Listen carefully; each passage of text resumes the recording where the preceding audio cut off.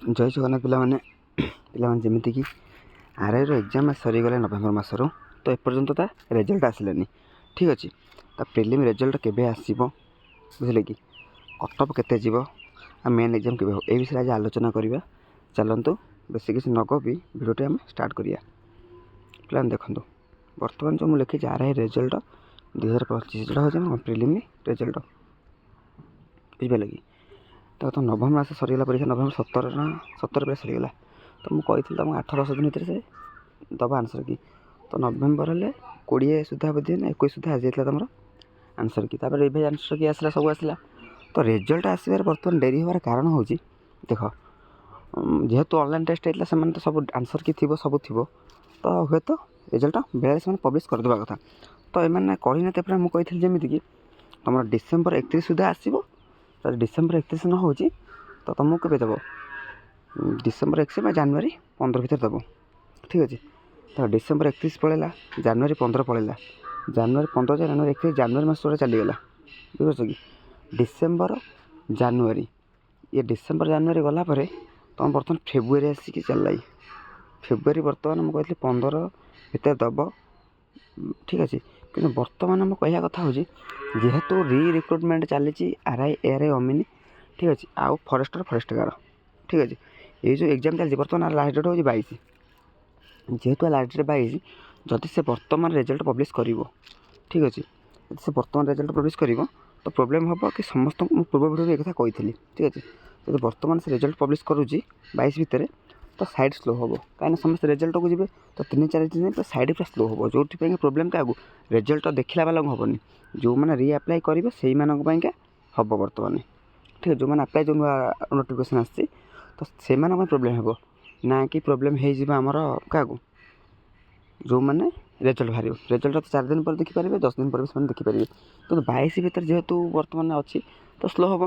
ହୁଏତ ସେମାନେ ଦେଇପାରନ୍ତି 22 ଭିତରେ, କିନ୍ତୁ 22 ଭିତରେ ମୋତେ ଲାଗୁନି ଆସିଲା ଭଳି। ଯଦି ଆସିଲା ଭଲ କଥା, ନ ଆସିଲେ ବି ଭଲ କଥା। କାହିଁକିନା ନ ଆସିବା ଭଲ ପାଇଁ ଏଥିପାଇଁ କହୁଛି, କାରଣ ଯେହେତୁ ଆପ୍ଲିକେସନ୍ ପୁଣି ହେଉଛି, ଯଦି ରେଜଲ୍ଟ ଆସୁଛି ତ ରେଜଲ୍ଟ ଦେଖିବା ପାଇଁ ତୁମ ସାଇଡ଼୍ରେ ଭିଡ଼ ହେବ, ୱିଥ୍ ମାନେ ଆପ୍ଲାଏ ପାଇଁ ଭିଡ଼ ହେବ। ତ ଯେଉଁଥିପାଇଁ ସାଇଡ଼୍ ଚାଲିବ ନା, ରେଜଲ୍ଟ ଦେଖିପାରିବେ ନା ଆପ୍ଲାଏ କରିପାରିବେ, ତ କେହି ବି ଦେଖିପାରିବେ ନାହିଁ।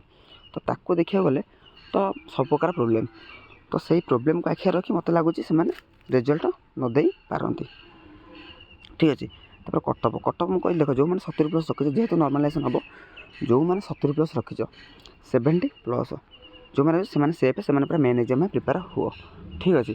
କାହିଁକିନା ମେନ୍ ଏକ୍ଜାମ୍ ତୁମର ରେଜଲ୍ଟ ଆସିବ। ହେଇ ଦେଖିଛି ମୁଁ କେବେ ରେଜଲ୍ଟ, ଦେଖ ଯଦି ଫେବୃଆରୀ 22 ଭିତରେ ରେଜଲ୍ଟ ନ ଆସୁଛି, ମନେ ରଖ ଫେବୃଆରୀ 22ରେ ଆପ୍ଲାଏ ସରିବ, ଫେବୃଆରୀ 22, ଫେବୃଆରୀ 28 ରହୁଛି, 6 ଦିନ 7 ଦିନ ରହୁଛି। ତ ସେ 6 ଦିନ ଭିତରେ ସେ ରେଜଲ୍ଟ ଦେବ, ଫେବୃଆରୀ 28 ଭିତରେ ରେଜଲ୍ଟ ଦେବ, ନହେଲେ ମନେ ରଖ ମାର୍ଚ୍ଚ 1 ୱିକ୍ ରେଜଲ୍ଟ ଆସିଯିବ ତୁମର ପ୍ରାୟ। କାହିଁକିନା ଆଉ ଏତେ ଡେରି ସେମାନେ କରିବେନି। ଫେବୃଆରୀ 28 ନଦେଲେ ମାର୍ଚ୍ଚ 1 ୱିକ୍ ମନେ ରଖିଥାଅ। ଆଉ ଯେତେବେଳେ ତୁମ ରେଜଲ୍ଟ ଆସିବ, ରେଜଲ୍ଟର 2 ମାସ, ମ୍ୟାକ୍ସିମମ୍ 2 ମାସ, ଯଦି ସପୋଜ୍ ଭାବନ୍ତି ଫେବୃଆରୀରେ ଆସିଲା ନା, 28 ଭିତରେ ଆସିଗଲା, ମାର୍ଚ୍ଚ ଏପ୍ରିଲରେ ମେନ୍ ଏକ୍ଜାମ୍ କରିବ। କାରଣ ଫେବୃଆରୀ 22ରେ ତୁମର ଇଏ ସରିବ, କେଉଁଟାକ ଏକ୍ଜାମ୍, ଯେଉଁ ଆପ୍ଲାଏ ସରିବ। ଯଦି ମାର୍ଚ୍ଚ ଏପ୍ରିଲରେ ତୁମର ଆର ମେନ୍ ଏକ୍ଜାମ୍ କରିଦେବ, ଏପ୍ରିଲରେ କରିଦେବ, ଏପ୍ରିଲ ମେନ୍ ଏକ୍ଜାମ୍ କଲେ, ଏପ୍ରିଲ କି ମେନ୍ ଯେଉଁ ରିଆପ୍ଲିକେସନ୍ ଆପ୍ଲାଏ ହେଉଛି ବର୍ତ୍ତମାନ, ତାର ଏକ୍ଜାମ୍ କରିବ।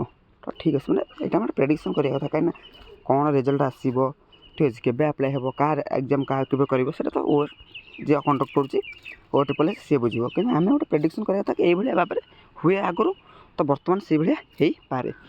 ତ ମାନେ କଟଅଫ୍ ବିଷୟରେ କହିଲେ କି 70+ ଯେଉଁମାନଙ୍କର ଅଛି, 70, ଦେଖ ମୁଁ ପୂର୍ବରୁ ବି କହିଥିଲି 65 ସେଫ୍। ନର୍ମାଲାଇଜେସନ୍ ପରେ ମାର୍କ ବଢ଼ି 70 ଭଳିଆ ହେଇଯାଉଛି କି 68 ହେଇଯାଉଛି, ତ ସେଫ୍। କିନ୍ତୁ ନର୍ମାଲାଇଜେସନ୍ ପରେ କମିଯାଉଛି, ତ ଅସୁବିଧା। ତ ଆମର 65 ନହେଲେ 70 ଯେଉଁମାନଙ୍କର ରହୁଛି, ସେମାନେ 70 ଯେଉଁମାନଙ୍କର ଅଛି, ସେମାନେ ପୁରା ସେଫ୍, ଟେନସନ୍ ନିଅ ନା। ଆଉ ପିଲା ବି ବହୁତ କହୁଛନ୍ତି, ବହୁତ ପିଲାଙ୍କର ରହୁଛି 70+। ଦେଖ 70+, ବହୁତ ପିଲାଙ୍କର ମାନେ କ'ଣ, ତୁମେ 70 ରଖିଛ, ତୁମେ ବି ବସିଥିବ ସାଙ୍ଗ ମିଶାଜ କରୁଥିବ, ସେମାନେ ପଢ଼ା ଲେଖା ଛୁଆ ହେଇଥିବେ, ବୁଝିଛ, ସେମାନେ ପଢ଼ା ଲେଖା ପିଲା, ତ ସେମାନେ ବି ତ ସେଇ 70 ଭଳିଆ ରଖୁଥିବେ ନା। ଆଉ ତୁମେ ଜାଣି ଆଉ ଗୋଟେ ବସୁଛ ଯେ ଫର୍ମ ତ ବହୁତ ଆପ୍ଲିକେସନ୍ ହେଉଛି ବର୍ତ୍ତମାନ, ତ ସେଇଥିପାଇଁ 500 ଟଙ୍କା କରିଦେଇଛି ଫର୍ମ, କି ସମସ୍ତେ ଆପ୍ଲାଏ କରୁଛନ୍ତି, କିନ୍ତୁ ଏକ୍ଜାମ୍ ଏବେ 500 କରିଦେଲେ ଆପ୍ଲାଏ କରିବେ, ଯେଉଁମାନେ ଏକ୍ଜାମ୍ ଦେବାକୁ ବି ଆସିବେ। ତ ଏଇଭଳିଆ ଆପ୍ଲିକେସନ୍ ବଢ଼ୁଛି, ସାଇଟ୍ରେ ଭିଡ଼ ରହୁଛି, ତ ଏମିତି ପ୍ରୋବ୍ଲେମ୍କୁ ଲାଗି ସେ 500 ଟଙ୍କା କରିଛି। ଏଇଟା ଗୋଟେ ଭଲ କଥା, କାହିଁକିନା ପଇସା ବି ରିଟର୍ନ ଆସୁଛି ନା। ତ ଛାଡ଼ ସେ କଥା। ବର୍ତ୍ତମାନ ଆମର କଟଅଫ୍ 70+, ଯେଉଁମାନେ ସେଫ୍, ମେନ୍ ପାଇଁ ପ୍ରିପେୟାର ହୁଅ, କାହିଁକିନା ମେନ୍ ପାଇଁ ଟାଇମ୍ ଦେବ ନା, 2 ମାସ ଟାଇମ୍ ଦେବ।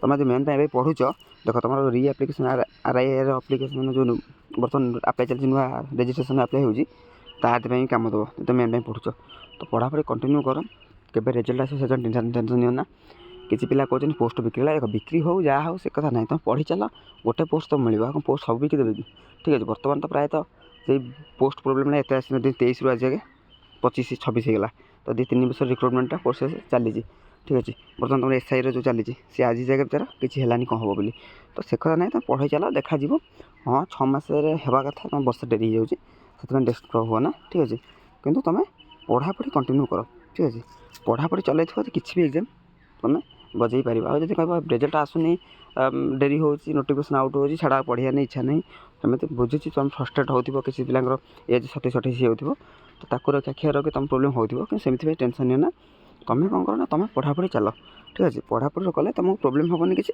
ଠିକ୍ ଅଛି ତୁମେ ନେକ୍ସଟ ଯାହା ବି ବାହାରିବ କ୍ୱାଲିଫାଏ କରିବ ଓକେ OSS ଯେମିତି ପ୍ରୋସେସ୍ ତାର ଫାଷ୍ଟ ପ୍ରାୟ ହେଇଯାଉ ସବୁ ଯେମିତି LTR ପିଲାଙ୍କୁ ପୋଷ୍ଟିଂ ମିଳିଗଲା ବର୍ତ୍ତମାନ ବୁଝିପାରୁଛ ଆଉ ଆମର ତ ବାଟାଲିୟନ୍ ପିଲା ବି ପୋଷ୍ଟିଂ ପାଇଗଲେ ତ ବର୍ତ୍ତମାନ ଫାଷ୍ଟ ହେଇଯିବ କିଛି ନାହିଁ ଓକେ ସେଥିପାଇଁ ତୁମେ ଟେନସନ୍ ନିଅ ନା ଟିକେ OSS ଟିକେ ପ୍ରୋବ୍ଲେମ୍ ହେଉଛି ନହେଲେ ଆଉ ସବୁ ଠିକ୍ଠାକ୍ ଓକେ ତ ତେଣୁ ପଢ଼ାପଢ଼ି କଣ୍ଟିନ୍ୟୁ କର ଏବେ ତୁମ CGL ବି ଆପ୍ଲିକେସନ୍ ସରିଯାଇଛି ତ CGL ବି ଅଛି ତୁମେ ପଢ଼ାପଢ଼ି କରୁଥିବ ସବୁ ଦେଇପାରିବ ଓକେ ତ ପୁଣି ନେକ୍ସଟ ଆପଣମାନେ କମେଣ୍ଟ ହିସାବରେ ଭିଡ଼ିଓ ଆସିବ ଠିକ୍ ଅଛି ରହୁଛୁ ଧନ୍ୟବାଦ।